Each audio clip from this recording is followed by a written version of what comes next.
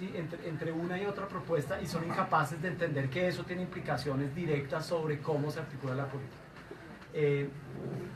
Y la gente no le... O sea, otro supuesto es que hay conocimiento y que hay interés, y eso realmente varía mucho. Hay mucha gente que tiene mucho conocimiento y mucho interés, y mucha gente que tiene muy poco conocimiento y muy poco interés. Pero yo creo que estamos viendo un momento en el que, si hay cosas de rescatar de esta elección, yo creo que son, o de esta votación,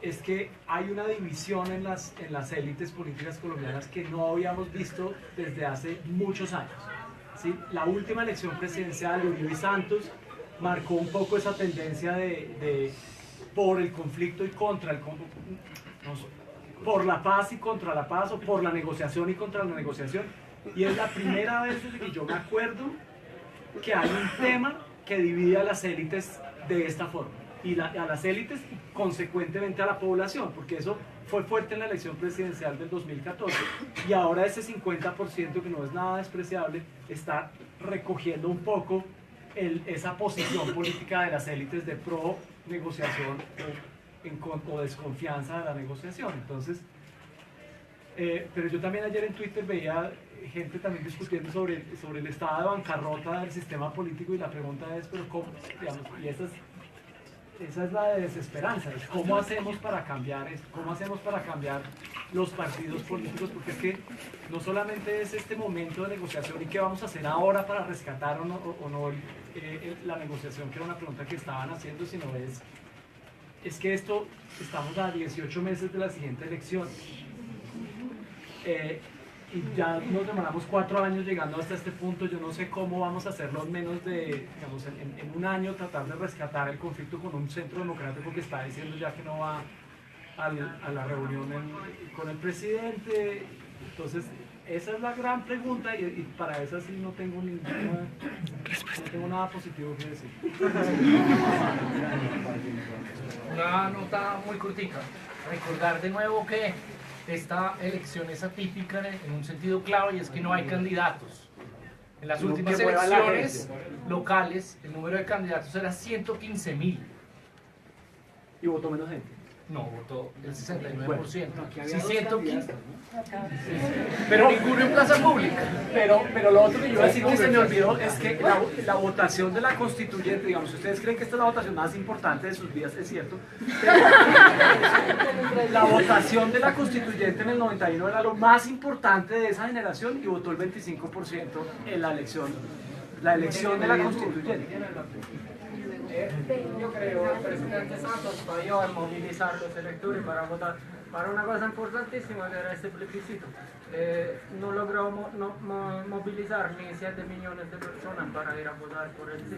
Entonces, para mí, yo como interpreto este plebiscito, es un gran fracaso del presidente Santos. Y para mí debería seguir lo mismo que hizo David Cameron en Inglaterra, porque el referéndum debería quitar las casas y comenzar con la otra persona que nos falta encima, que no está tan comprometida como el presidente. Dos comentarios, solo expandiendo un poco. Si hace eso, por ejemplo, lo que pasó en Brasil, estos días Temer saliría también. Así fue. Y ayer, tal cual Colombia, hubo elecciones en Brasil, y el ganador, comentábamos Miguel, Felipe y yo por la mañana, el ganador en el país todo fueron votos blancos y nulos. O sea, no es exclusivo. Creo que lo que quiere decir Felipe de alguna manera es que no es exclusivo de Colombia. Este aliento sobre la política está por todas partes. Salir, el presidente puede ser un ranger, no hay problema, pero salir en este momento sería peor. Hay una mano levantada hace muchas horas. Sí, vamos a hacer otra ronda de recoger preguntas para seguir. Y bueno, son dos en verdad. La primera es, ¿qué tan cierto es que están hablando que no hay candidatos, pero qué tan cierto es que ayer Colombia le dijo no a la izquierda, volvió a hundir a la izquierda en Colombia? ¿Qué tan cierto es eso? Y segundo, ¿qué tan posible existe la posibilidad que las FARC se quiera parar de la mesa y diga apague y vamos, o no hay? proceso. Yo quiero responder esa porque es muy importante.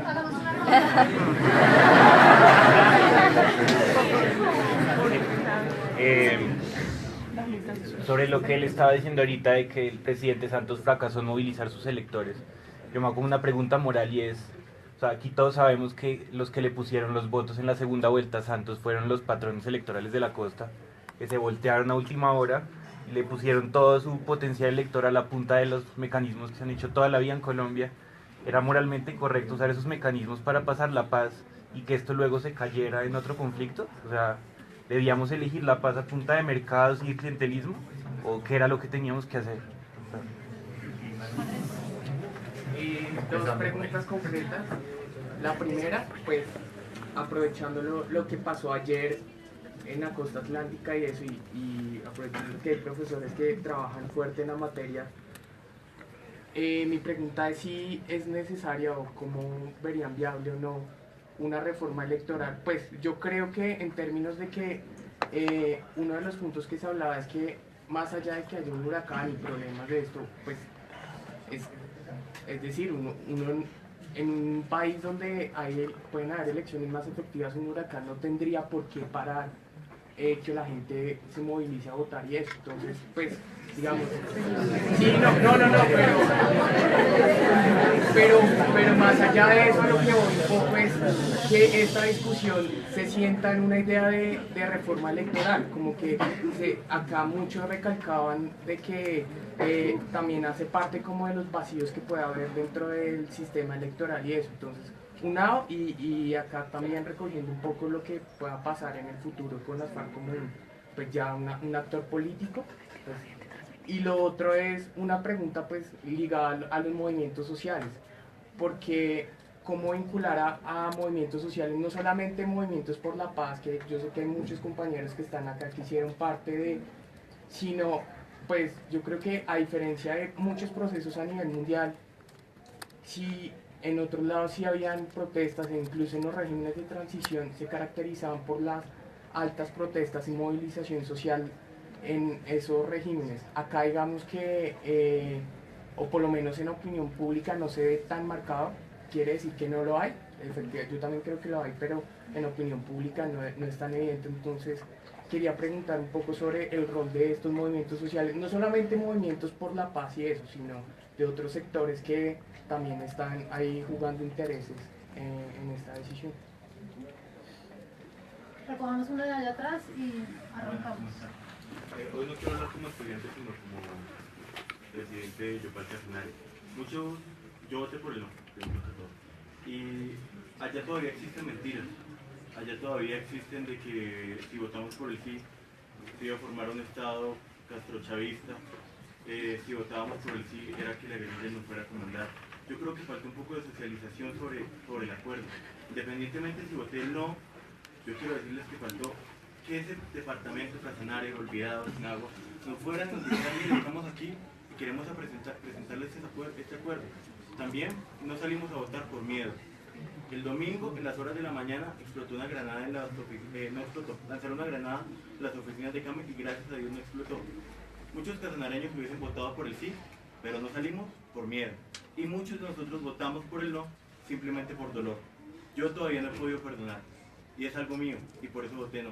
Es lo único que yo tengo como que decir. Laura. Pues yo en lo personal yo quisiera de verdad unirme a la ola de muchas personas que ahora están muy felices y como mirando esto como otra oportunidad de renegociar y de que todos nos unamos. Pero yo no puedo, por ejemplo, pensar en eso viendo el calendario electoral, sabiendo que mi teoría es que Uribe va a dilatar la discusión de 18 meses hasta su segundo presidente y él puede atribuirse la paz. Y lo que me preocupa de eso es que, y a eso va la pregunta, para mí no se podrían, no creo que se lleguen a renegociar cosas sustanciales. Eso empieza por hoy, por ejemplo, que ya dijeron que no hay voluntad real de poner un argumento específico de lo que ellos pretenden cambiar. Entonces, pues mi pregunta es que si para mí están tomando una herramienta política, ¿cómo hacen para o sea, si el argumento, si el acuerdo al final no va a tener modificaciones, o sea, si no las tuviera, y no, yo creo que vamos a hacer plebiscito, me imagino que pasará eso por el acuerdo presidencial, o sea, si es un acuerdo parecido entre Colombia y o sea, lo que yo considero es que la diferencia va a ser de quién está detrás del acuerdo. Entonces, si Uribe está detrás del acuerdo, entonces lo firmo. Pero si es un acuerdo muy parecido, no pasa nada, como... Sí.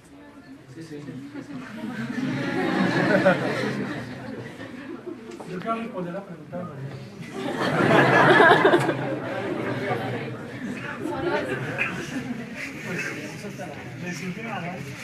En la siguiente ronda les damos la palabra a los que tienen la mano. Yo creo que el resultado no se puede interpretar como un no rotundo a la guerrilla. De hecho, la mitad votó porque quería la guerrilla en la política legal, que quería la izquierda, pero haciendo política no con balas, sino con votos y argumentos. La mitad casi la mitad del 49.7 puede verse de esa manera. Por otro lado, en el no hay algún porcentaje, no sé cuántos lo dirán los especialistas, como Juan Carlos, que lo veo muy callado. No más preguntas que respuestas. Hay un porcentaje del no que es distinto del no del centro democrático. Es un porcentaje mucho más analítico, puede ser un porcentaje menor, pero es significativo, que cuestiona la izquierda actual, la izquierda como las FARC tradicional, con el lenguaje que tienen, con la forma de actuar que tienen, en un contexto, muchos de esos votos pueden ser jóvenes, en un contexto donde hoy ser de izquierda es otra cosa. Entonces, el voto es complejo, es tremendamente complejo, porque hay un gran sector de la población no despreciable, 49.7%, que quiere la guerrilla haciendo política institucional, defendiendo sus ideas institucionales. Por otro lado, sí hay un mensaje a la izquierda tradicional que combina, entre comillas, todas las formas de lucha, que tiene un lenguaje mucho más marxista, donde el contexto actual de las posiciones progresistas y de izquierda es más culturalista. Entonces, la cosa es compleja y no se puede entender como un no a la guerrilla.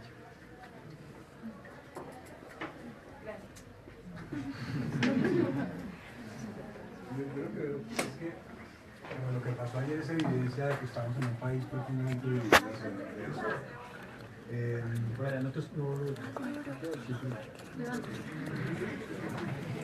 Yo creo que estamos en un país mucho más dividido de lo que creíamos. Digamos, para muchos fue una sorpresa este resultado, pero lo que se ve es que estamos, digamos, casi que divididos de manera igual. Si uno se puede hacer el cálculo de qué hubiera pasado si no hubiera estado el huracán, la costa vota más, y como la costa vota más por el sí, de pronto hubiera alcanzado a pasar, igual hubiéramos quedado prácticamente empatados. Digamos. Si hacen la elección el próximo domingo, de pronto gana el sí por poquito. ¿Sí? Estamos, esa situación de división, yo creo que lo que evidencia es que a pesar del proceso y a pesar de los esfuerzos que se han hecho, sobre todo en los últimos meses, hay una gran proporción del país, y yo creo que lo refleja muy bien el comentario de ella, es que no ha perdonado a las FARC, simplemente no las ha perdonado y tiene todo el derecho a no perdonar. Y con un poco más de tiempo uno podría especular situaciones como las de Bojayá ayer, que votaron 95% por el sí, después de un acto de perdón, eso, digamos, con un proceso un poco más largo de ambientación del proceso y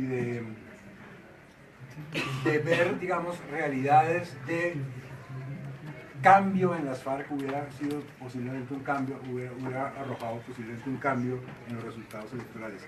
En este momento la situación, yo sí estoy dentro de los mismos, de la incertidumbre que viene. Yo creo que esa misma incertidumbre está del lado del no, que pues nunca se imaginaron que tuvieran que ahora hacer algo, digamos. Hay tantas objeciones distintas al acuerdo que darles gusto a todos totalmente desdibuja el acuerdo. Hay algunos que quieren más penas para los guerrilleros, otros que quieren que no participen en políticas, o por lo menos algunos no participen en política. Hay otros que quieren quitar este embeleco de la ideología de género del acuerdo, que pues primero hay que encontrarlo y luego quitarlo. Hay otros que simplemente no están de acuerdo con el punto central, digamos, yo creo que el más difícil de negociar, que es el de la reforma rural, ¿sí?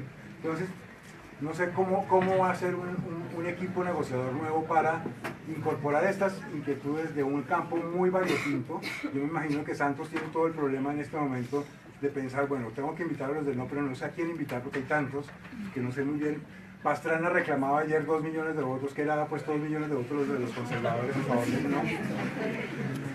El procurador Ordóñez por otro lado. Entonces ahí, digamos, la situación de incertidumbre es muy brava y yo no veo realmente muy claro qué tipo de acuerdo se pueda lograr con un cambio en el equipo negociador y un cambio en las exigencias. No sé si ese acuerdo es viable o no.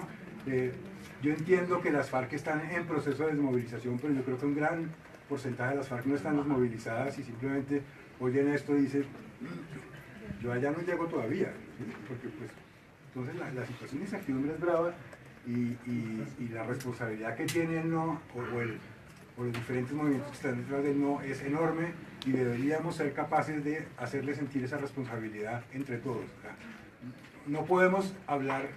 Yo creo que la conclusión que es que algunos titulares dicen, los colombianos dijeron no. La mitad de los colombianos dijo sí, la mitad de los colombianos dijo no. Estamos divididos. Las reglas dicen había que pasar 2 obstáculos, que era uno el umbral, se pasó, y otro ganar, no se ganó. Entonces no pasó, pero estamos empatados. La responsabilidad en este momento es del campo del no, pero digamos, y ahí yo creo que el balance es complicado porque yo sí creo que debemos hacerles rendir cuentas de la responsabilidad que tienen, pero tampoco deberíamos dejarlos en poder de la agenda de negociación totalmente. Y ahí ese equilibrio va a ser difícil por parte del presidente Santos de cómo darles juego sin que jueguen solos, ¿sí? Sin darles las pelotas a que jueguen solos. En ese sentido, rápidamente, yo creo que el rechazo del Centro Democrático de la invitación a asistir hoy a la Casa de Nariño es una bofetada a todas las personas que votaron no. Sí.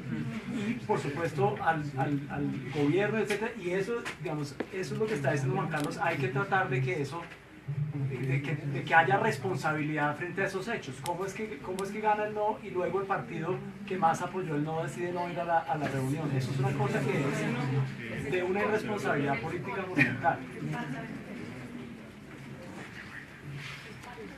Yo solo quería como retomar la pregunta que hizo Alex.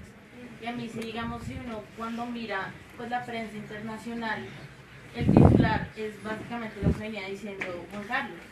Colombia, no, ya hablo más duro, pero digamos, a mí me angustia mucho esto, cómo deja parado a Colombia después de todo el apoyo internacional que le han dado y que literalmente, como lo han mostrado, es que Colombia votó no a la paz.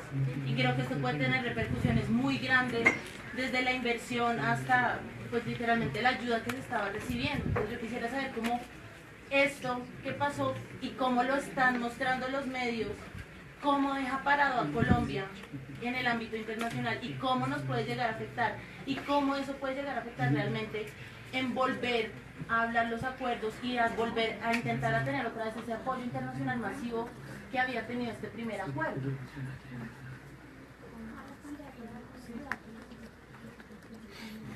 No lo escucho porque estoy más sentada. Bueno, al estudiante que me preguntó sobre los movimientos sociales, yo estudio a los evangélicos, política y religión, y estuve muy activa haciendo trabajo etnográfico. Entonces, aunque Juan Carlos usted diga jocosamente la ideología de género, ellos se tomaron en serio el no, se movilizaron. Creo que como, si uno lo piensa como un movimiento social, por primera vez en la historia de Colombia, los evangélicos y los grupos católicos practicantes, porque el viernes la oración en la Plaza de Bolívar fue ecuménica, se movilizaron y se unieron bajo la consigna de la familia. Ellos llevaban 20 días a iglesias, mega iglesias que pueden tener más de 20.000 personas que se reúnen los domingos. Estas personas llevaban todo el mes orando, ¿no? Y voy a decir algo, un comentario jocoso. La misión carismática el viernes dijeron que Matthew había llegado a limpiar a Colombia y que por eso había empezado en La Guajira, que nunca llueve y que eso era una manifestación, y lo pusieron todo en términos de una batalla espiritual. Y Dios se iba a manifestar en esa batalla espiritual. Luego para ellos es una refrendación, o sea, ganaron la batalla espiritual. Pero esto para decirles que hay muchos movimientos sociales que se alinearon, como en este caso del no solo porque tengan unos intereses, sino porque también entran como en el terreno de las creencias, ¿no? Y creo que, como hablaba el profesor Luis Orjuela, él decía como... Yo creo que se están rompiendo ahorita paradigmas sociales también. Y ayer escuchaba a unos jóvenes allá en el Paraguay, porque en el Paraguay ayer salió la gente a cantar y a... como la dictadura homosexual en Colombia va a tener que esperar, y lo decían jocosamente, pero creo que esto también, desde el punto de vista religioso, mostró a la Colombia tradicional, que está detrás de la bandera de la familia, y que además ya se están organizando para lo que está organizando Ivonne Morales. O sea, ellos tienen una agenda a largo plazo que no sé cómo se va a vincular con Uribe, aunque la misión carismática apoya a Uribe, pero se unieron más de 1000 iglesias en toda Colombia el viernes a orar por el no, y la gente votó por el no bajo sus convicciones, que son respetables, pero defendiendo a la familia. Entonces, esa es otra realidad dentro de los movimientos sociales que hay que tener en cuenta.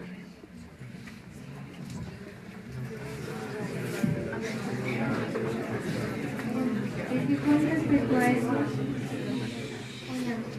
algo que yo pensaba realmente es, digamos, cómo se puede llegar a una conciliación, a un acuerdo, si en el fondo lo que está en disputa son nuestras creencias, nuestros valores, nuestros principios, que están muy arraigados en nosotros. ¿Cómo hacer si alguien se mantiene en la idea de que el homosexualismo está mal? ¿Cómo hacer si alguien se mantiene en la idea de que la cárcel es la única manera de aplicar justicia? ¿Sí me entienden? O sea, ¿cómo conciliar si en verdad lo que aquí hay detrás está es nuestra formación, nuestra educación, que no solo viene de lo que hemos aprendido en los recintos universitarios o el colegio, sino de nuestras familias, sus experiencias? Entonces, ¿cómo procesar todo eso? ¿Cómo llegar a conciliar? Como si alguien dice no estoy dispuesto a perdonar y otros creemos que sí. O sea, ¿qué podemos hacer?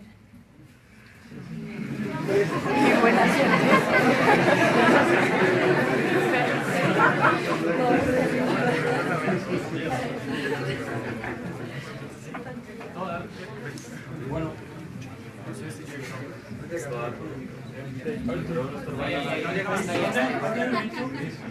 ¿Todos me escuchan? Lo primero que quisiera decir es como hablar como de 3 etapas que yo viví con esta experiencia. La primera etapa, como votante del sí, creo que sentí como una tristeza al ver que, pues no sé, desde mi visión veía como lejana que no fuera a ganar, o que tuviera fuerza, o que de pronto los partidarios del Centro Democrático, o bueno, yo no sabía también el caso de las iglesias y de su participación. Evidentemente esto hizo que la balanza se moviera demasiado hacia un lado, y pues inicialmente sentí un poco de tristeza y no sé, como desolación y todos estos sentimientos yo creo que muchos compartimos, y para no extenderme más, en una segunda fase comencé a sentir como también comencé a analizar el resultado y a ver bueno, qué es lo que está pasando. Se supone que tenemos una votación de un plebiscito donde el sí perdió por un 49% y el no por un 50 punto algo. Entonces hablamos de un país muy dividido, en el cual estoy seguro que si el sí hubiera ganado por 60.000 votos, por 70.000, igual no hubiera estado satisfecho. Eso me hubiera generado de pronto un poco de más tristeza y o sea, simplemente no hubiera estado satisfecho, porque no es un resultado legítimo. Ya como lo mencionamos anteriormente, no quiero seguir ahondando en esa vaina, que es lo de el abstencionismo, y que más del doble de la población no votó, no participó en de una cosa que es tan, pero tan dada a los colombianos, que todos deberíamos estar tan interesados y pues si queremos la paz, así sea que la queremos de formas distintas, por lo menos ir a participar, hombre. Y bueno, y la tercera, que creo que es la más importante en este momento, es que en este salón, pues no sé cuántas personas haya, más de 100, más de 150, estoy seguro, y creo que pues estamos rodeados de personas, pues de uno de los académicos, de estudiantes, de personas del sí, de personas del no. Me parece que es más importante pensar como bueno, ¿qué podemos hacer para agilizar ese proceso? ¿Qué es lo que podemos hacer? Si es una constituyente, pues bueno, ¿cómo podemos trabajar para agilizar eso? Porque lo que pasa es que estamos como en un país enfermo, como en un país que está un poco enfermo, y lo que tenemos que hacer es como agilizar el diagnóstico y luego buscar una cura, y sinceramente me preocupa mucho el tiempo. Lo que decía Felipe Botero era que pues 18 meses para las próximas elecciones, y no sé, o sea, me angustia que en 4 años logramos, pues no sé, unos acuerdos, 297 páginas. Bueno, ahora vamos a hacerlo en 18 meses. Yo creo que es posible si todas las personas nos comprometemos y si pensamos en soluciones concretas, y si dejamos a un lado de la tristeza, la desolación, la resignación, el abstencionismo, y simplemente nos comenzamos y nos ponemos a trabajar en serio, y pues eso solamente es como una invitación a agilizar las cosas y a lograr una paz, porque cada minuto que pasa, cada tiempo sin la paz, o sea, no solamente representa costos monetarios o costos de tiempo, sino lo que representa es la vida de un colombiano que puede ser un familiar de uno, un colombiano que puede ser, pues no sé, la persona más cercana o más lejana, pero igual es la vida de una persona. Solamente quería decir eso, y eso es todo.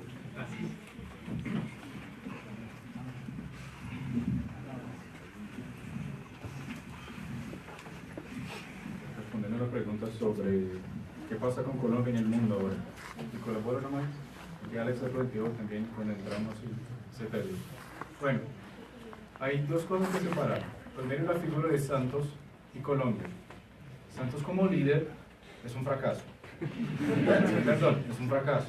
Desde el punto de vista del liderazgo para política exterior, como se proyecta el líder en el mundo, Santos es un fracaso. Semana pasada, 2 semanas atrás, en la Asamblea General de las Naciones Unidas, casi pidió disculpas al mundo por lograr la paz. Un líder que logra un acuerdo, que tiene lo bien y lo malo, que tiene este acuerdo, no se proyecta como alguien que creó el único mecanismo tripartita en toda la historia de justicia transicional patrocinada por las Naciones Unidas. Lo hace de manera débil. Eso no es liderazgo. Comienza por ahí. Cómo mirar Colombia afuera. El segundo, Colombia tiene que no preguntarse a la prensa mundial cómo se mira desde la prensa mundial a Colombia, sino, bueno, explicar lo que pasó, lo que estamos haciendo aquí, y eso hace falta. Ayer di 4 entrevistas a periódicos y televisiones australianas me preguntando qué pasó, por qué no y qué va a pasar. Entonces, imagino que sean las 3 preguntas que Colombia, o sea, la Cancillería tiene que desde este momento cero, comenzar a responder y comenzar a plantear como país qué va a pasar. ¿Qué contestaste? ¿Ah? ¿Qué contestaste? Que Colombia está en el limbo, porque todo el mundo... En serio, no es una fuga de una respuesta que se concreta, sino exactamente lo que pasó. ¿Por qué me llamaron a las 7:30? O sea, estaba el día todo como observador internacional del plebiscito. Llegué en casa y me preguntan eso. Yo dije, ok, déjame acalmar un poco y pensar. Es el limbo.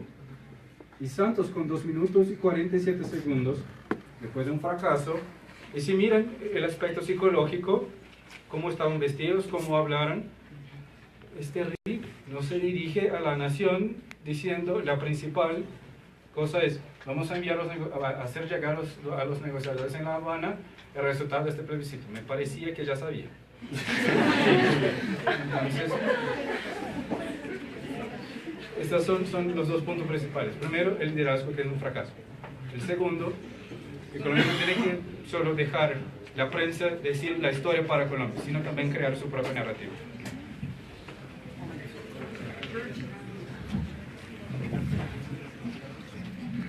Bueno, yo también quiero contestar la pregunta sobre la comunidad internacional. La verdad es que la comunidad internacional invirtió mucho apoyo político, capital político en este proceso. Si mira lo que sucedió en Cartagena, estaba Ban Ki-moon, estaba casi todos los presidentes de América Latina, el canciller de los Estados Unidos, Unión Europea. Si uno mira los procesos anteriores, la comunidad internacional nunca había apoyado un proceso como sucedió en Colombia ahora. Y con este apoyo, no solamente diplomático, hay promesas de recursos, que ya en Estados Unidos hablan de Paz Colombia, que es un plan Colombia, pero para la paz y el post-conflicto. Digo todo eso con la victoria del no, y si desbarata todo el proceso de paz, estos recursos desaparecen. Este apoyo internacional desaparece. La gente no va a invertir en este proceso. Entonces yo digo, yo creo que estoy escuchando mucha crítica al acuerdo final, pero por lo menos de mi óptica no había mejor acuerdo final. Lograron muchas cosas que en todos los intentos anteriores no pudieron, y esta vez sí. No va a ser tan fácil de renegociar eso. Cosas cosméticas de pronto unas cosas sustanciales como asamblea constituyente, pero como en la pregunta que había, que sí de pronto no es tanto el cambio del acuerdo, pero quién está apoyando. Yo sí creo. Es que todo eso para que otros sectores se ponen sus nombres allá. Y termino diciendo eso. Yo creo que este voto de no ante el mundo fue un desastre para Colombia. No es una cosa de vamos a explicar por qué. No, Colombia quedó mal. Y están muy preocupados. Todo, en Estados Unidos, en Naciones Unidas, en la Corte Penal Internacional, en Unión Europea, todos invirtieron en este proceso.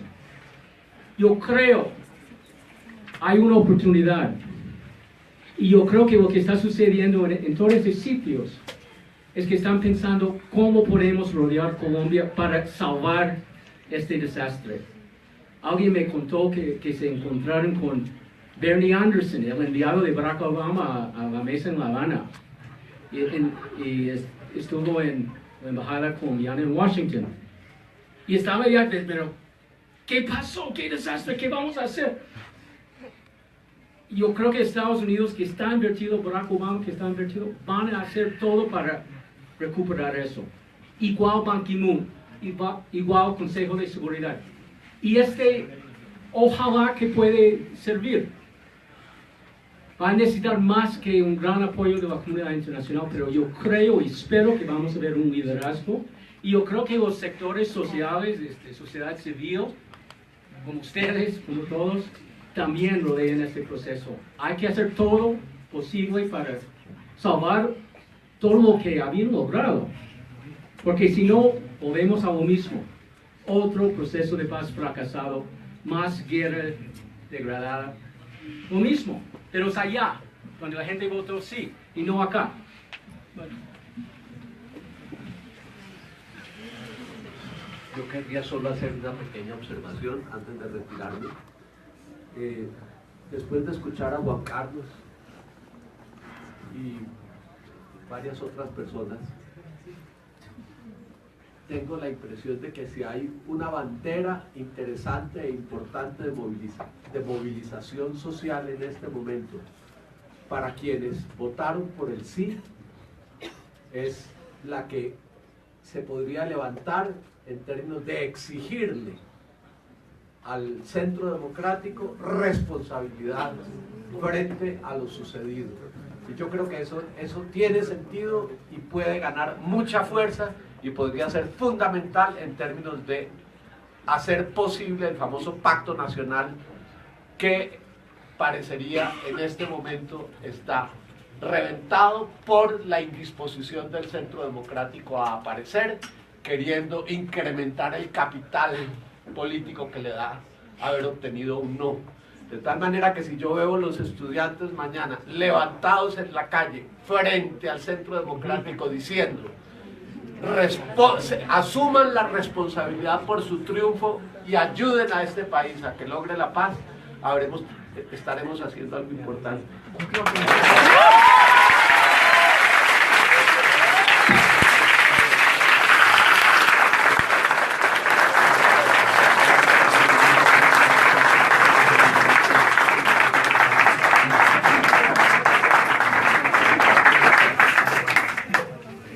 Esta mañana había en las emisoras de radio justamente estaban planteando sus posiciones senadores y representantes. Claudia López muy enfáticamente diciendo lo mismo que Iván acaba de decir. Entonces, desde acá yo me preguntaba hoy en el salón de clase esta mañana en Introducción a la Política Colombiana, ¿qué pueden hacer ustedes, los estudiantes, apoyados por nosotros, los docentes, en este momento histórico tan relevante? Yo lo que siento es que no podemos quedarnos quietos, Iván lo acaba de decir, ojalá hagamos, los acompañemos, salgamos juntos todos a exigirle al Centro Democrático que asuma su responsabilidad como no se la estaban esperando probablemente. El plan B no existía para nadie, me parece a mí, porque estábamos muy convencidos todos, los del sí y los del no, que hoy estaríamos celebrando la paz. Eso no fue así. Entonces, ante la ausencia de plan B, pues tenemos que empezar a actuar, reaccionar, y ojalá de verdad nos movilicemos como departamento. Creo que sigue siendo una oportunidad histórica para todo el Departamento de Ciencia Política de hacer algo, de manifestarnos, de movilizarnos, de activarnos como interesados, de los pocos interesados en política, para poder reaccionar a lo que está pasando. Siguen acá las preguntas, miles. Les voy a dar la oportunidad a algunos de los que van a hablar. Daniel. Primero que todo, quería decir que gracias por este espacio y creo que no lo debemos dejar perder, pase lo que pase, si logramos hacer un acuerdo y demás. Creo que esto es muy importante y creo que las pizzas con la directora cuando Angélica estaba fue un espacio que se perdió y que necesitamos retomar. Entonces me parece que este ejercicio es muy importante, pero debemos seguir haciéndolo, y no solo como un espacio coyuntural de este preciso momento tan crítico, sino también de las muchas otras coyunturas que vive la nación y el mundo. Segundo que todo, sí tengo otro reproche, y es nosotros como comunidad universitaria de los Andes, como Departamento de Ciencia Política, está bien que no todos los académicos seamos orgánicos, pero nosotros ¿qué hicimos? ¿Cómo nos manifestamos como dentro de la universidad? Porque creo que dentro de la universidad nos manifestamos, hubo foros, hubo cosas, pero ante la nación, ¿qué hicimos? Creo que tuvimos una actitud muy pasiva comparado, por ejemplo, con la Universidad Jorge Tadeo, que tuvo muchas charlas, tuvo muchas conferencias, se publicitaron en pro y en contra, y creo que ese es un reproche que tenemos que hacernos a todos nosotros. Bienvenida la invitación a que todos nos manifestemos, especialmente a exigirle al Centro Democrático qué es lo que va a aportar ahora a esta Colombia, pero creo que sí es importante decirnos y decirnos mea culpa de no hicimos suficiente los politólogos presentes. Ahora también, si bien estamos diciendo qué depara el futuro, creo que sí es importante hacer la reflexión de qué pasó, por qué no ganó el sí. Me manifiesto en sí, lamento dejar por fuera a los que votaron por no y tienen sus razones, pero yo creo que como universidad, y también Juan Manuel Santos en su precario liderazgo que tiene, le faltó demasiada pedagogía.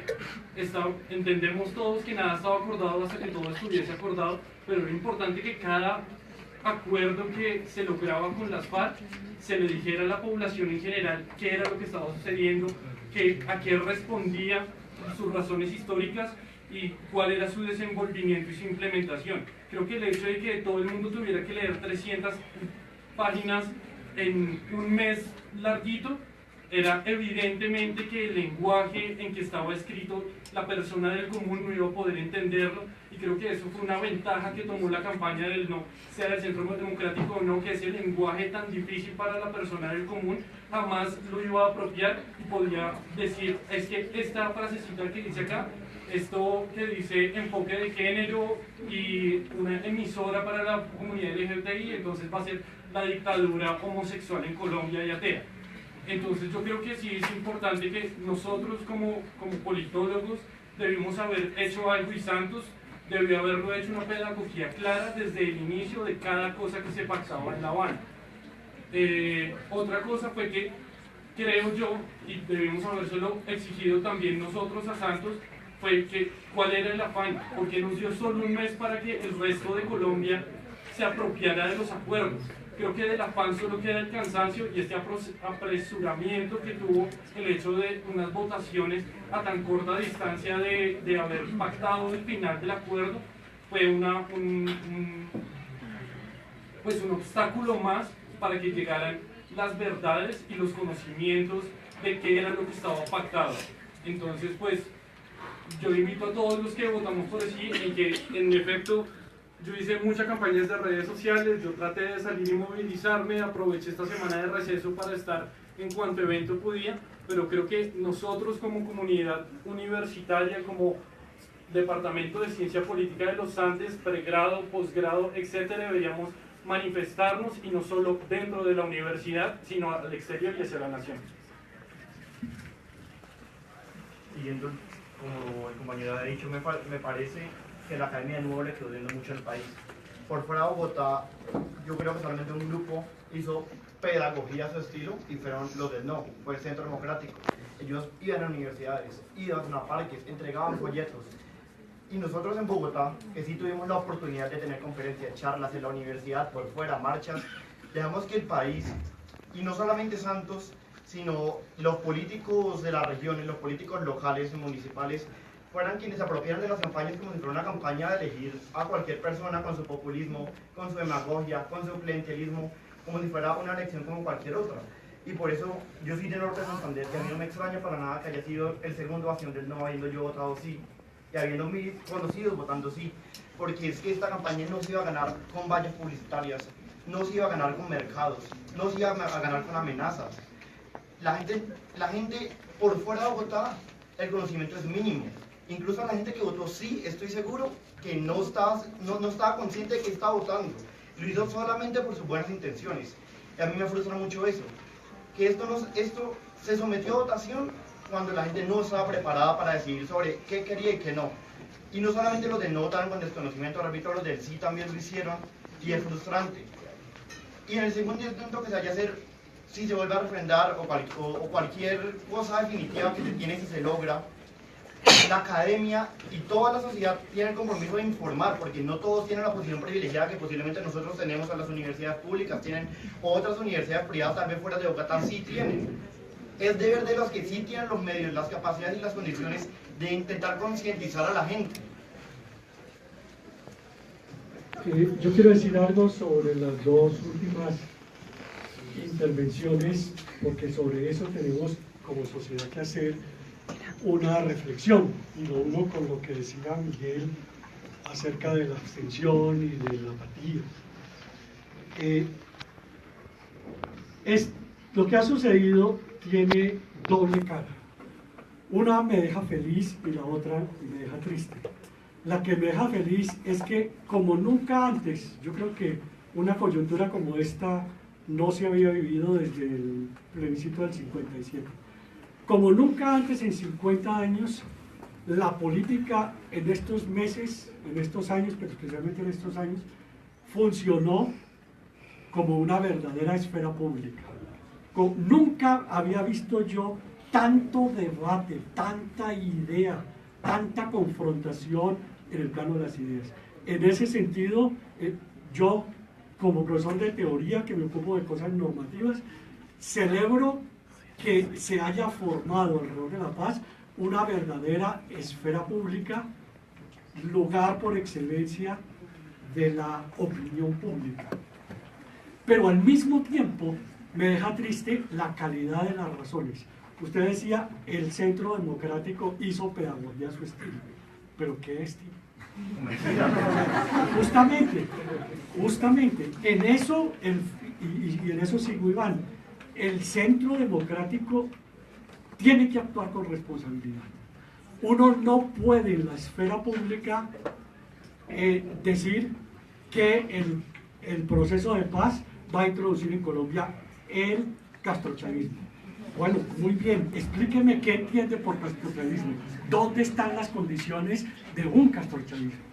Pero nosotros, los académicos, los intelectuales, los más educados de Colombia, aquí en el centro, pedimos poca cuenta de ese tipo de argumentos. Que le vamos a entregar el país a las FARC. Un momento, explíqueme por qué se lo vamos a entregar a las FARC. Explíqueme qué significa eso que usted está diciendo. La calidad de las razones públicas son importantes, aunque sean un elemento normativo de la política. Ya sé, y no lo nombro porque lo tengo cerca, que hay alguien que me va a decir que eso es parte de la actitud racional estratégica de la política. Estoy de acuerdo con eso. La política tiene una dimensión estratégica, pero esa no es la única dimensión de la política. La política es el debate con ideas, y uno debe dar en el espacio público cuenta de la calidad de sus ideas. No podemos volver a repetir, para volver a recuperar el ritmo que llevábamos hacia un acuerdo posible, el tipo de pedagogía particular, entre comillas, del Centro Democrático. Señores partidarios del Centro Democrático, señoras partidarias del Centro Democrático, ustedes están formándose en ciencia política, tienen la obligación ética de exigir a sus dirigentes mejores argumentos y hacerse responsables de lo que dicen y aceptar el debate abierto acerca de lo que se dice. Eso, junto con la actitud estratégica, es la política, pero no una de ellas.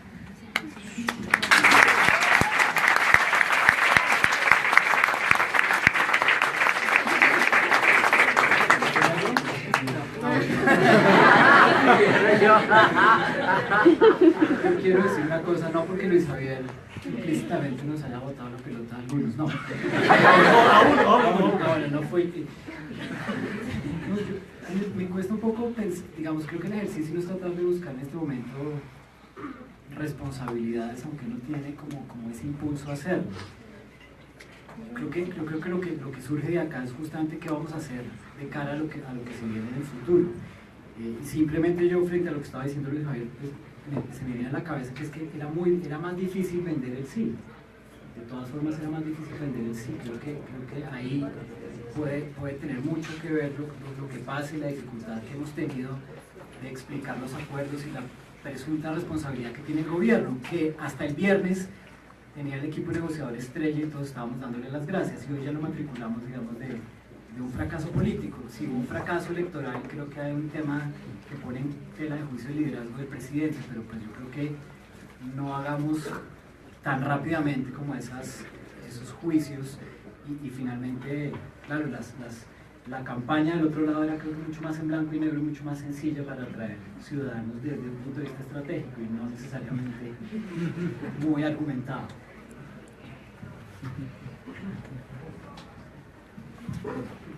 Gracias. Hablando de eso de la estrategia, a mí sí me causa, digamos, mucha preocupación lo acontecido. Digamos, hablando de que el Centro Democrático no haya ido esta mañana, pues obviamente no es que no va, ellos lo que están tratando en esta mañana es decir, ¿qué podemos sacar nosotros electoralmente mañana? El Centro Democrático está buscando cómo podemos exprimir este capital político del plebiscito para aprovecharnos nosotros. Y eso me parece algo totalmente oportunista. O sea, no podemos venir y venderle a la gente vote no, para después venir a negociar, a hablar de otros temas, de términos de género, de términos de homosexuales. Eso no es el acuerdo de paz. Entonces me parece que nosotros, o por lo menos yo que voté por el sí, y yo sé que hay otros simpatizantes del sí, pues tenemos que hacer esta contabilidad política. Ustedes están en contra de unas cosas del proceso de paz, pero establezcan las firmes con respecto a eso y no empiecen a aprovechar ese capital político para aumentar su poder electoral. Si bien es una estrategia, me parece que éticamente es un oportunismo político del Centro Democrático.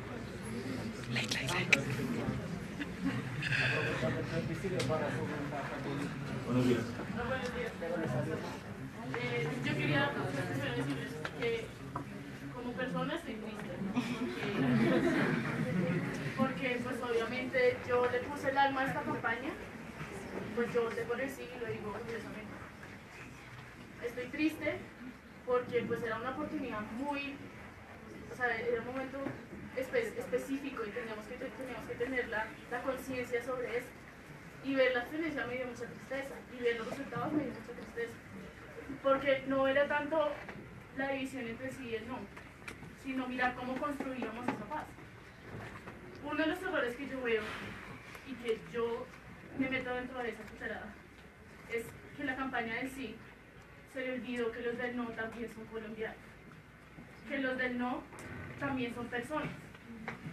Se nos olvidó que este momento era para dialogar, era para hablar, y nos pasamos las dos campañas en atacarnos, en buscar argumentos que decían, no, es que usted le va a entregar el país a las FARC, no, es que usted solo piensa en Uribe, ¿sí? Por ejemplo.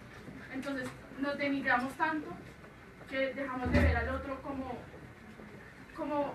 igual que nosotros.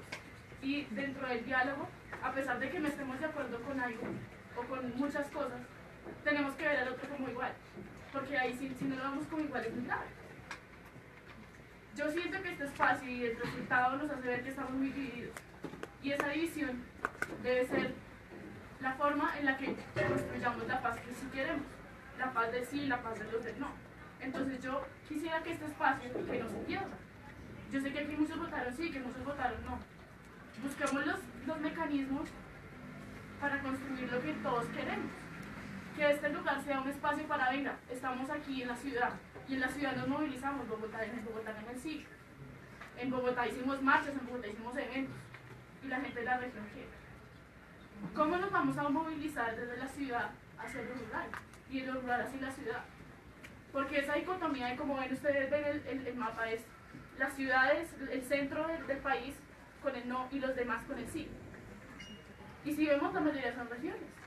Entonces, ¿cómo nos vamos a mover desde la ciudad y como estudiantes y como profesores y como personas para construir una paz de los dos y no solo de uno? Yo sé que es muy difícil, y es muy difícil sentarse a hablar con una persona que uno no quiere o que no piensa igual que uno. Es muy difícil.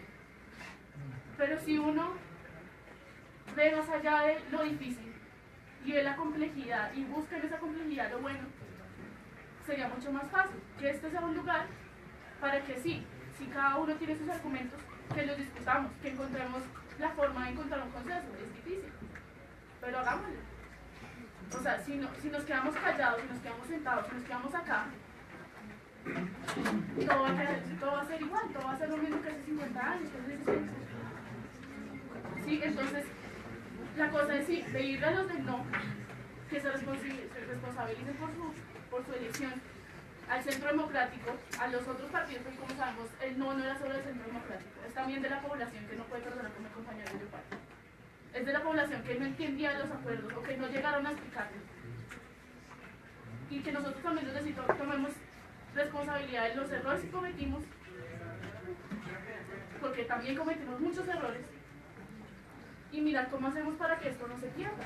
Porque si esto se pierde, volvemos otra vez a las balas. Y yo ayer dije, bueno, yo ayer no les niego, yo tenía mucha rabia. Yo escuché a Francisco Santos y me dio mucha rabia. Lloré de la rabia.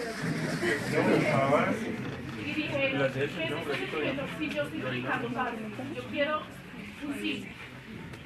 ¿Qué es esto que estoy sintiendo? Porque tengo tanta rabia. Pero esa rabia se dio porque me di cuenta que hicimos las cosas mal. En cierto modo hicimos cosas bien, pero hicimos malas cosas mal, porque si no hubiéramos ganado. Y si hubiera ganado el sí, hubiera sido igual, porque estamos muy difíciles. Entonces yo quiero que este sea un espacio en el que creemos, no sé si proyectos, si movernos a las regiones, si crear cosas por medio de las redes sociales que tanto nos dan de gobierno, sí de crear proyectos para de verdad llegar a las regiones y también reconstruir lo que tenemos como nuestro enemigo. Hola, pues yo creo que uno de los grandes perdedores de la jornada de ayer fueron las firmas encuestadoras que no le atinaron a nada. Muchos daban de 70, 30 y 40, y 40, 60 que ganó el sí, pero que tanto fue influyó como ese panorama ganador del sí en un votante, en una abstención del sí por compromiso y hacer que él no votara pues porque va perdiendo. ¿Qué tanto puede influir en eso?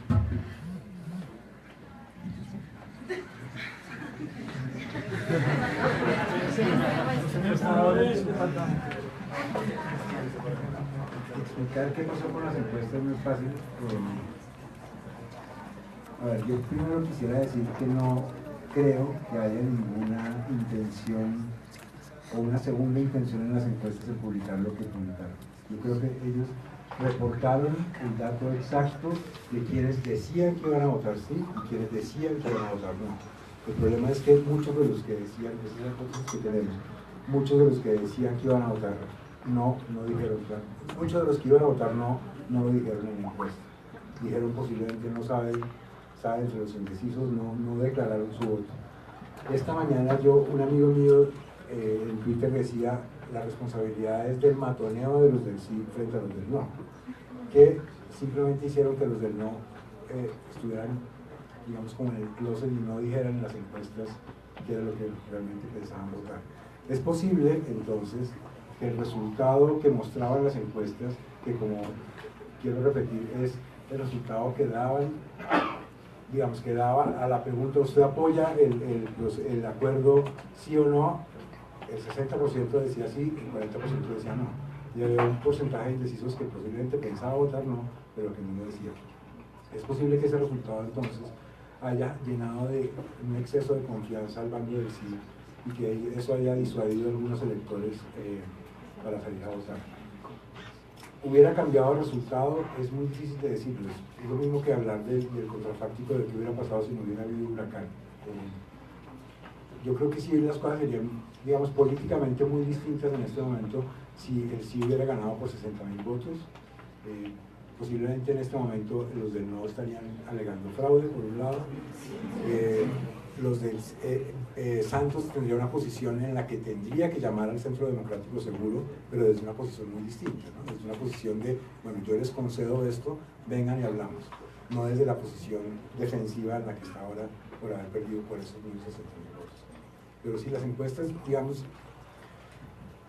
yo no quiero excusar a las encuestadoras porque yo creo que sí tienen la responsabilidad de buscar formas de medir lo que es difícil de medir.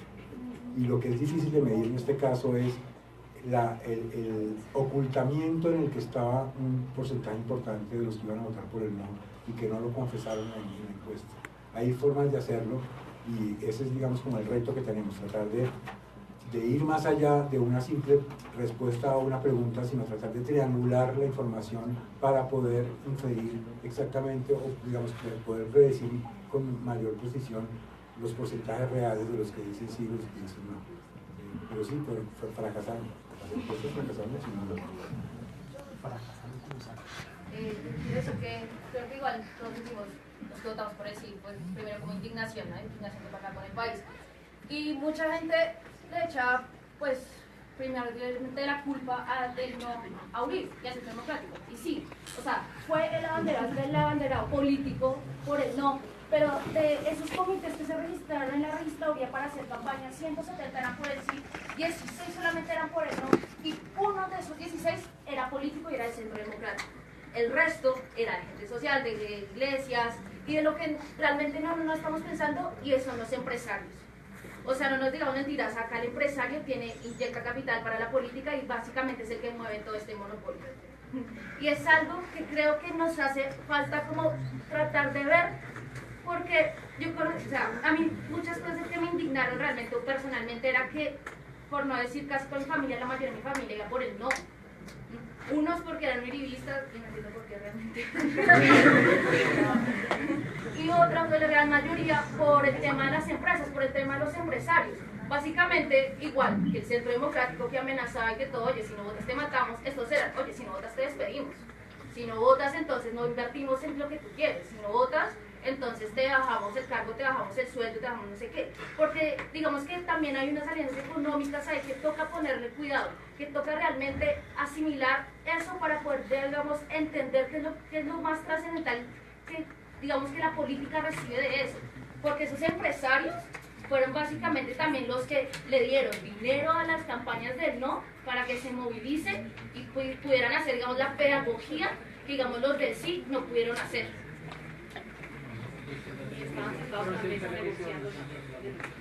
Sí, pero sí. Yo tengo dos preguntas. La primera es que si el mecanismo para garantizar la estructura y el núcleo duro del acuerdo era considerar un acuerdo especial, ¿cómo se lidia con esa categoría de acuerdo especial y pues la categoría de tratado frente a este escenario de renegociación? Y la segunda es, en la misma línea, digamos, ¿cuáles serían las implicaciones? O que es una pregunta que seguramente se la habían pensado para el sí, pero pues que la formulo ahora desde el no, y es cómo pensar un escenario de renegociación de cara a la formulación de 12 leyes en fast track. ¿Saben? Hay 12 leyes, dentro de ellas la amnistía, que desde hace 8 días tienen que presentar al Congreso hoy, o tenían. Y digamos, no sé, ¿cómo ven ustedes que eso debería renegociarse en los escenarios de la presentación de los proyectos de ley para el desarrollo del acuerdo?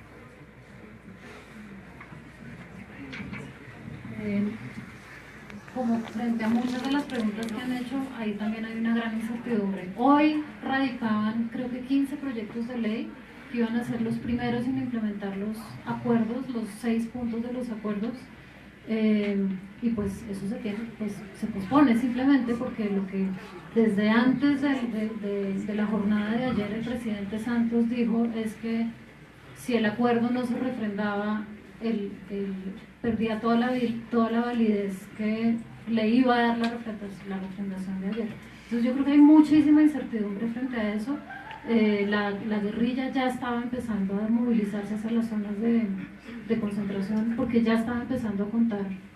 Hoy era el día D7, que era el día en el cual... Pues de hecho lo es, digamos, el comunicado de las FARC en este momento es, recuerden el punto, tal vez el punto 4 del comunicado es, recuerden que esto es un tratado internacional y están sometidos. Es un mensaje del Estado colombiano. Pero uno de los proyectos de ley que se radicaban hoy era el de la ley de amnistía. La ley de amnistía estaba, pues, digamos, lo último que yo había escuchado antes de ayer era que la ley se radicaba hoy, se demoraba un mes en el Congreso y a partir de ese momento era cuando la guerrilla iba a estar más segura de movilizarse hacia las zonas de veredales. Eso no va a ocurrir, eso genera mucha incertidumbre, no sabemos si en los próximos días el gobierno de Santos decida renegociar empezar por renegociar todo este trámite legislativo, fundamentalmente con la ley de amnistía, que era la que iba a habilitar que todo lo demás se diera. Sin ley de amnistía la guerrilla difícilmente se iba a empezar a movilizar hacia las zonas, a pesar de lo que tú estás diciendo. Y aún si el gobierno presentara un proyecto de ley de amnistía, en este momento no tiene el fast track, entonces se demoraría 6 meses, entonces estaríamos hablando de... Y viene el receso legislativo en diciembre, o sea, esa ley no estaría saliendo si la meten hoy antes de abril del año entrante, entonces... Pero, o sea, mi pregunta es un poco, la fórmula de nada está acordada hasta que todo está acordado ya se cumplió, de manera que ya es un acuerdo, y otra cosa era el escenario de la refrendación, que es la legitimidad del acuerdo. Pero, sí, pero la refrendación también implica, o sea, la refrendación ponía en acción una serie de mecanismos que le iban a permitir al Ejecutivo la implementación de los acuerdos. Entonces, acuerdos sí hay, se firmó, pues ahí lo vimos todos en La Habana, en Cartagena, perdón. Pero hay, en este momento hay gran incertidumbre porque obviamente, y ya lo había dicho Iván Márquez la semana pasada, que ellos no se iban a mover, ellos no iban a entregarse hasta que no hubiera ley de amnistía, porque necesitaban la seguridad jurídica de que no iban a ir a la cárcel o no los iban a matar, o ¿sí?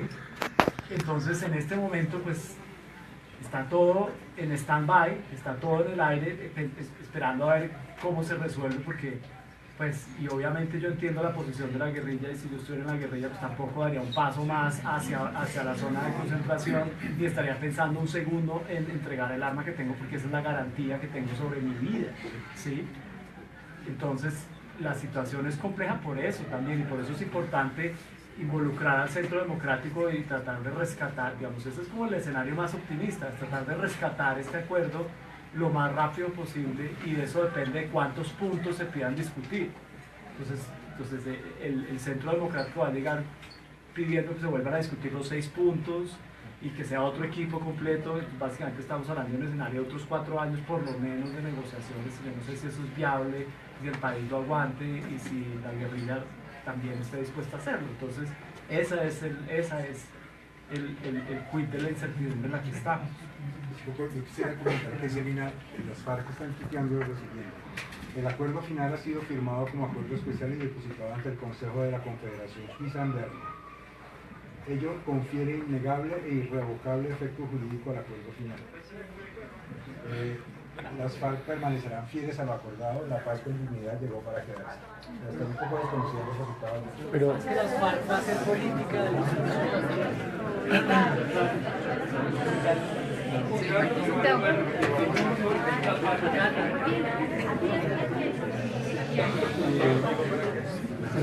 Yo creo que innegablemente pues ellos están haciendo un poco de política al respecto, pero no sé qué tanta validez pueda llegar a tener el acuerdo especial, porque como acuerdo especial es un tratado internacional, y en la ley de los tratados internacionales, pues cuando es válido un tratado está consignado en el mismo tratado, y en el acuerdo decía que el acuerdo iba a ser válido si era refrendado por el pueblo. Entonces en realidad a mí me parece que bajo ese análisis en realidad el acuerdo tampoco sirve como tratado internacional si no está refrendado, porque el mismo acuerdo pretendía que esa fuera su forma de validez. Aquí hay una pregunta. Solo para contestar rápido, no es muy claro el sistema de ratificación del acuerdo. Habla de la decisión de la Corte Constitucional, que no es muy clara, que habla del derecho a la paz, que es un derecho constitucional, habla del plebiscito, pero no, o sea, lo que le falta es sobre todo legitimidad política al acuerdo, pero jurídicamente sí se podría sostener que todavía es válido el acuerdo a pesar del plebiscito. Yo no creo que Santos pueda seguir con el acuerdo sin tomar en cuenta lo que pasó ayer, pero es cierto que jurídicamente no es muy claro. Daniel, ya se nos está acabando el tiempo, entonces le voy a dar la palabra a Daniel y a cerrar y a invitarlos a otros encuentros como estos para que sigamos conversando. Entonces, sí, muchas gracias. Con respecto a la refrendación, dentro del acto legislativo que se planteó en el Congreso, la refrendación estaba como mecanismo o como punto esencial para que los mecanismos de implementación estipulados dentro del proyecto de ley se implementaran y se pudieran hacer reales. ¿Estos en qué consistían? Precisamente consistían en el fast track y en las facultades especiales para el presidente. Dentro del acuerdo de blindaje jurídico que llegó mucho después, establecía precisamente que iban a haber 2 mecanismos paralelos. Por un lado, el depósito en Suiza, que va a estar y que se depositó efectivamente, como lo comenta Juan Carlos, y por otro lado, toda una cadena que se desarrolla después de la refrendación de los acuerdos. Si hubiéramos avalado ayer el acuerdo, después hubiera pasado por el Congreso, hubiera sido avalado por el presidente y hubiera después pasado por la Corte Constitucional, pero todo eso se cayó. Sin embargo, la refrendación lo único que iba a generar era precisamente que los mecanismos de implementación o ponerlo de otra manera, las herramientas que estableció el Congreso para que la implementación fuera más rápido, se generara y fueran reales. Ahorita, ¿cuál puede ser un camino? El camino viene precisamente a que la refrendación, a que la implementación pueda pasar por vía ordinaria en el Congreso, pero eso puede generar años de los años. Imagínense lo que se demorará establecer la jurisdicción especial para la paz, ¿sí? Eso es inviable completamente. Entonces, la refrendación puntualmente y legalmente lo que generaba era precisamente que se abrieran estos puntos de implementación, porque quedó estipulado como un artículo. Y sí, ese sería el comentario. Y más allá de eso, ayer pues tuve la oportunidad de vivir y la tristeza sí fue absurda. Sí, ayer pues yo hago parte del equipo del Alto Consejero para las Comunicaciones y he podido vivir este proceso un poco más de cerca. Pues dentro de la perspectiva del gobierno como tal, y dentro del gobierno hubo un montón de desorganización, tuvimos las manos muy atadas también después de que se profirió la sentencia de la Corte que nos dejaba únicamente hacer pedagogía, no nos dejaba hacer campaña, por eso se le delegó la campaña a la ciudadanía, a unos grupos especiales pues muy puntuales que no aparecieron. La organización interna que buscó precisamente articularse con otras entidades de gobierno fue supremamente fracturada, la oficina de postconflicto, incluso Gina, que supuestamente iba a liderar, no apareció. Entonces hoy realmente esto lo veo como un grupo de autoayuda, todos y el camino es bastante pesado. Ayer no hicimos más que llorar, el presidente también lloró como nunca, Humberto de la Calle con una cara destrozadísima, y pues sí, no había un plan B, y el plan B nace y se espera precisamente de lo que surja y lo que comenten pues el Centro Democrático, que estoy completamente de acuerdo y con una rabia interior, y es decirles, ahora sí la responsabilidad queda en las manos de ellos y queremos ver qué dicen.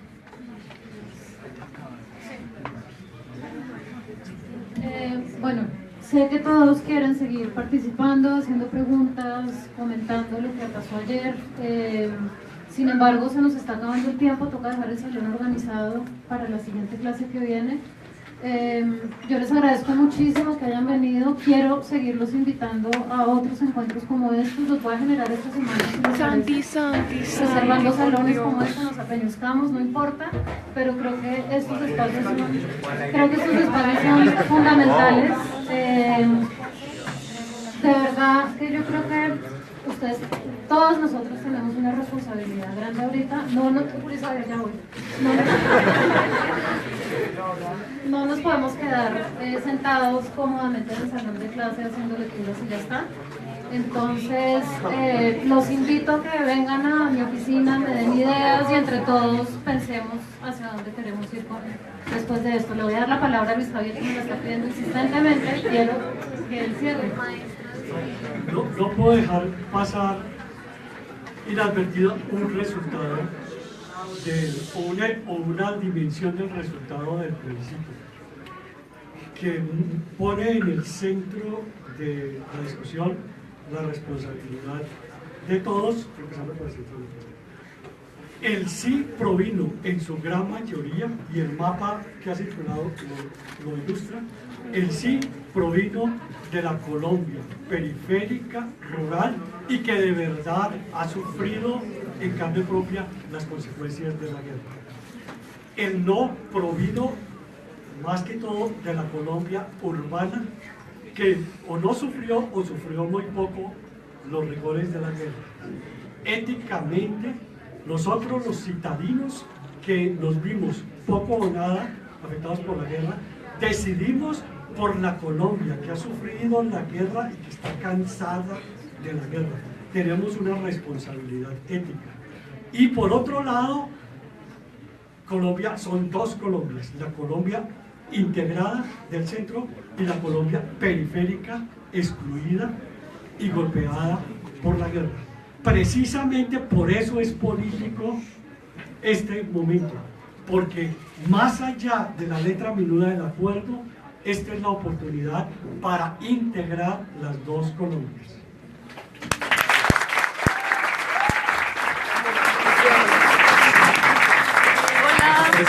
Desde El Paredón les damos las gracias por acompañarnos. Porfa, den comentarios. ¿Qué piensan de esto? Chao.